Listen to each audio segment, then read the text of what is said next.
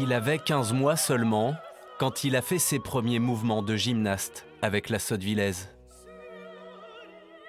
23 ans plus tard, Cameron Lee Bernard est resté fidèle à sa ville et à la discipline qui structure sa vie. En premier lieu, c'est une passion. Une passion qui, je l'espère, arrivera à me faire plus ou moins vivre sur quelques années. Mais ça reste une passion, parce que je sais très bien que c'est pas un sport professionnel.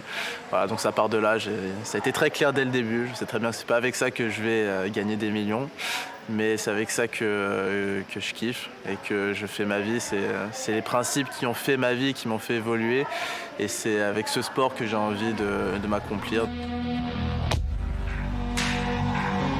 Il est le spécialiste français des barres parallèles. Un agrès taillé pour sa puissance et son explosivité, toujours en quête de l'enchaînement parfait, quel qu'en soit le prix. Parce qu'on sait ce que c'est avoir mal tous les jours, tous les matins, tous les soirs, la nuit. C'est focus sur la performance. On n'est pas là pour jouer, on n'est pas là pour se faire plaisir, on est là pour performer.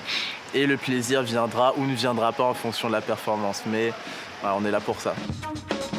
Titulaire avec l'équipe de France, Cameron Lee est également le fer de lance de la Sottevillez. Avec lui, le club a remporté pour la première fois cette année la finale du top 12, un titre historique au plus haut niveau national. Le titre de champion de France avec le club, c'était je pense que c'est le plus beau. Même en équipe de France, voilà, j'en ai eu des très très beaux là-dessus. Je ne cacherai pas le truc, hein. On l'a gagné. Maintenant, il va falloir refaire l'exploit. Ça va être dur. Ça va être très très dur, mais on va se battre pour ça.